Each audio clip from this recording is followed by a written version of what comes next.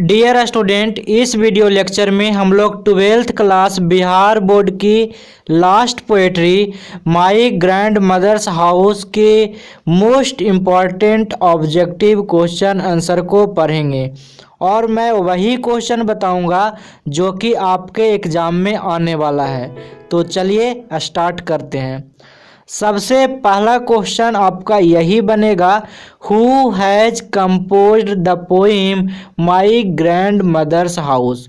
मतलब my grand mother's house जो कविता है, इस कविता को किसने कंपोज किया है?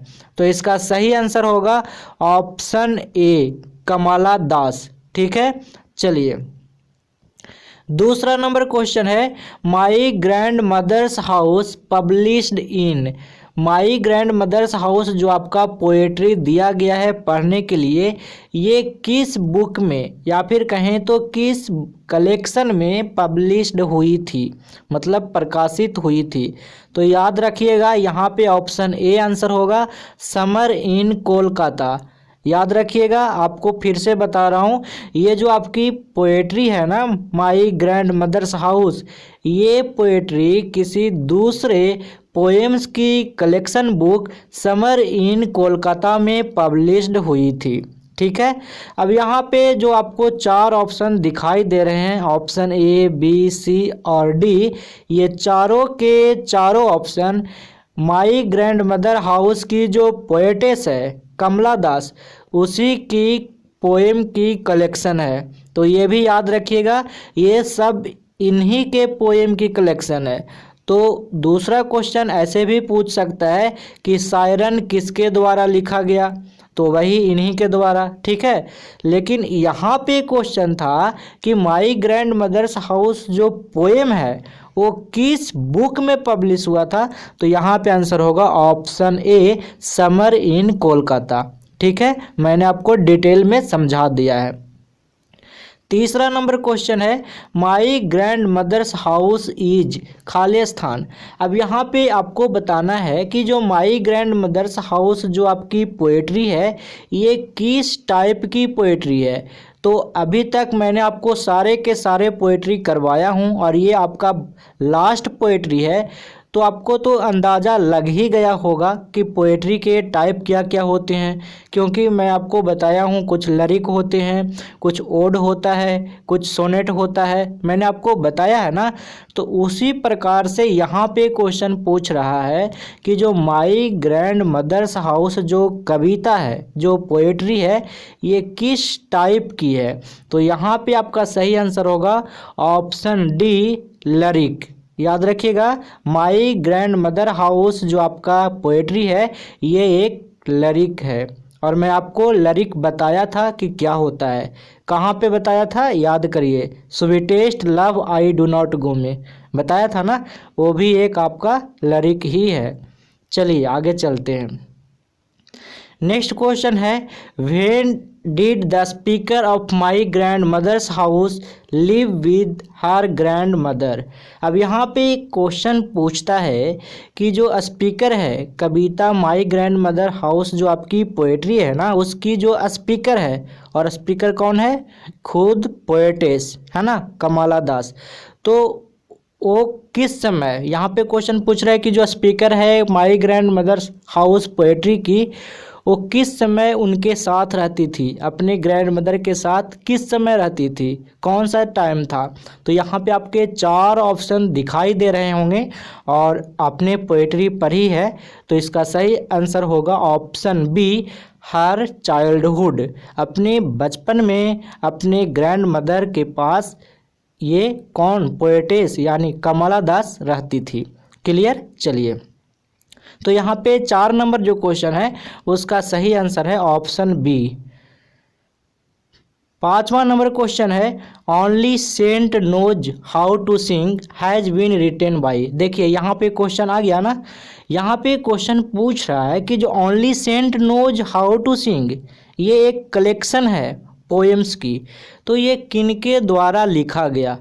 तो ये तो आपको याद रखना बहुत इम्पोर्टेंट है, ये कमला दास के द्वारा ही लिखा गया है। आप इसे कमला दास बोलिए या फिर कमला दास, इस पे आपको नहीं जाना है, आपको सिर्फ पढ़ाई पे ध्यान देना है, ठीक है। तो 5वां नंबर क्वेश्चन का सही आंसर है ऑप्शन ए। ठीक, चलिए 6 नंबर क्वेश्चन है, my grand mother's house is खालिस्तान पोएम बाई कमला दास। तो यहाँ पे जैसे ही आप ऑप्शन की तरफ ध्यान दिए होंगे तो आपको समझ में आया होगा कि यहाँ पे जो क्वेश्चन पूछ रहा है ना, फिर से वही क्वेश्चन पूछ रहा है कि जो माई ग्रैंड मदर्स हाउस जो पोएट्री है वो पोएट्री किस टाइप की है। तो वहाँ पे तो लिरिक आपने बताया था, लेकिन यहाँ पे ऑप्शन के हिसाब से आपको बताना है। तो आपने पढ़ा है तो यहाँ पे आप आराम से ऑप्शन टिक करेंगे, option B an autobiographical poem. अब यहाँ पे ध्यान से सुनिएगा, जो आपकी पोएट्री है माई ग्रैंड मदर हाउस, ये एक प्रकार की ऑटोबायोग्राफिकल पोएम है।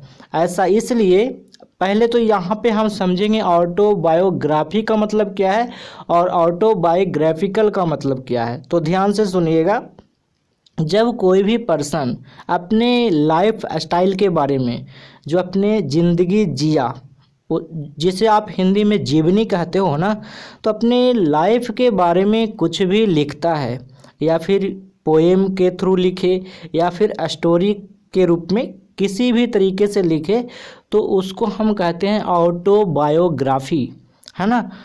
तो ये जो पोएम है आपने पढ़ा तो इसमें आपने देखा होगा कि जो बचपन के दिन थे, जो उन्हें प्यार मिला, जो उन्हें अपनी खुशियों के पल अपने ग्रैंड मदर हाउस यानी अपने ग्रैंड मदर के पास बिताई, उसी को कमला दास इस पोएम में चर्चा करती है, वर्णन करती है।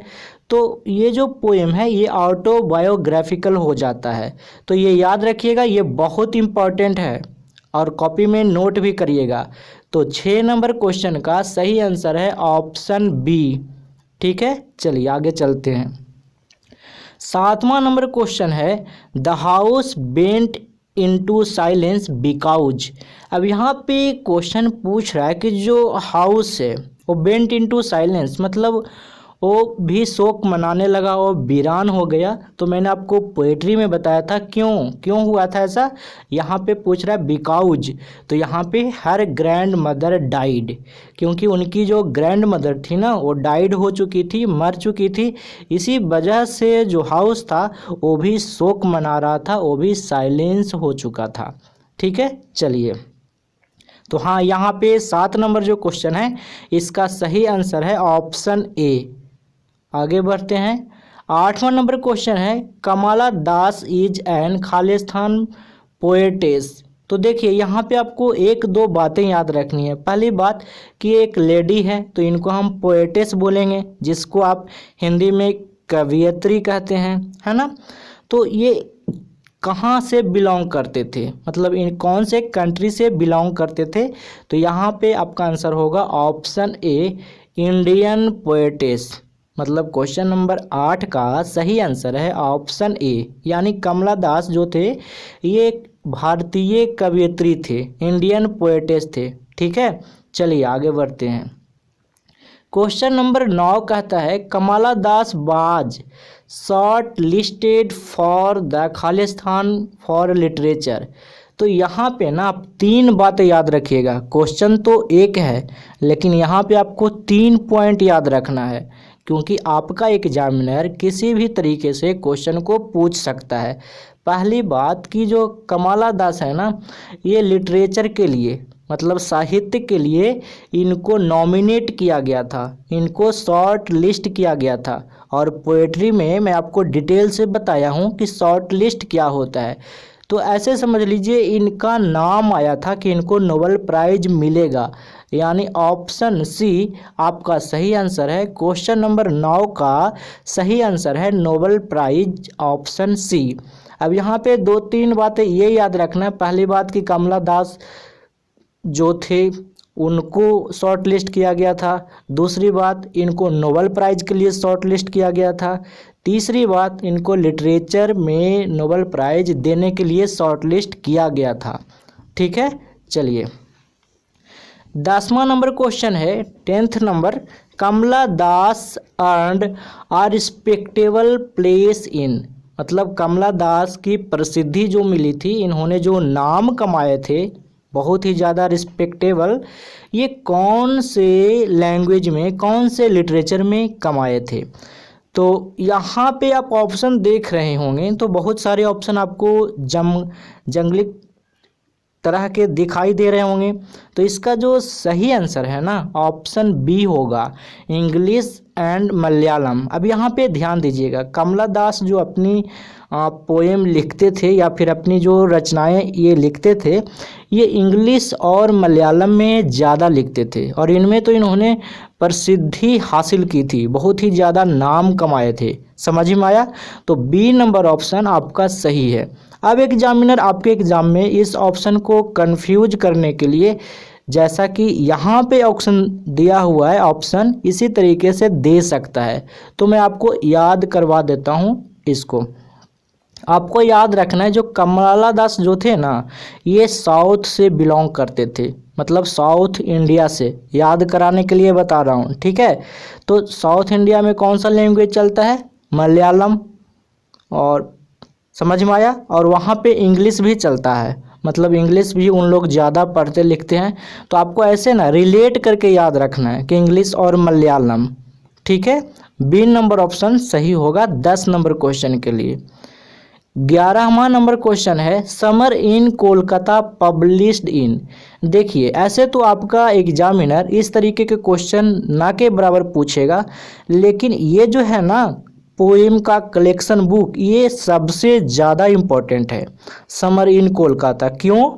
क्योंकि इसी में आपकी पोएट्री जो पढ़ने के लिए दिया गया है, माई ग्रैंड मदर्स हाउस, इसी में पब्लिश्ड हुई थी। तो आपको ये क्वेश्चन पूछ सकता है कि समर इन कोलकाता कब पब्लिश्ड हुआ था, कौन से ईयर में पब्लिश्ड हुआ था। तो यहाँ पे आंसर लगाना है आपका ऑप्शन ए, 1963, 1963 में। तो 11 नंबर क्वेश्चन का सही आंसर है ऑप्शन ए। चलिए, 12वां नंबर क्वेश्चन है, हु इज द स्पीकर। तो वीडियो के दौरान भी मैं आपको बता दिया हूं कि स्पीकर कमला दास ही हैं इस पोएम का। तो वही क्वेश्चन पूछ रहा है कि who is the speaker in the poem my grand mother's house, मतलब माई ग्रैंड मदर हाउस जो कविता है, इसके स्पीकर कौन है। तो मैंने आपको वीडियो के दौरान ही बता दिया है ना। तो ऑप्शन ए होगा कमला दास, ठीक है। यहाँ पे ऑप्शन कन्फ्यूजन के लिए सी डाला गया है, कमला सिंह, लेकिन यहाँ पे जो आपका सही आंसर होगा ऑप्शन ए होगा, कमला दास, ठीक है। अब यहाँ पे एक इम्पॉर्टेंट बात आपको और याद रखनी है कि जो पोएम में आइस जो वर्ड का यूज किया गया है, आइस शब्द का प्रयोग किया गया है, आपने पोएम पढ़ी है तो आपको पता होगा, उसमें जो आई शब्द का प्रयोग किया गया है, I in the second line of the poem is for herself Kamala Das. याद रखना है, ये भी बहुत इंपॉर्टेंट है, क्वेश्चन में पूछ सकता है कि आई जो शब्द का यूज किया गया है वो किसके लिए यूज किया गया है। तो खुद पोएटेस अपने लिए यूज करती है, कमला दास खुद अपने लिए यूज करते हैं। तो ये भी आपको ज़रूर से ज़रूर नोट करनी है, ठीक है। तो यही आपको इम्पोर्टेंट क्वेश्चन थे। अगर आप पीडीएफ या ई बुक लेना चाहते हैं फ्री में, या फिर प्रतिदिन क्यूज करना चाहते हैं, तो Birbal Prasad sir telegram channel को ज्वाइन करिएगा, और इस टेलीग्राम चैनल का लिंक वीडियो के डिस्क्रिप्शन बॉक्स में दिया हुआ है। Thanks for watching, bye bye, मिलते हैं नेक्स्ट वीडियो में।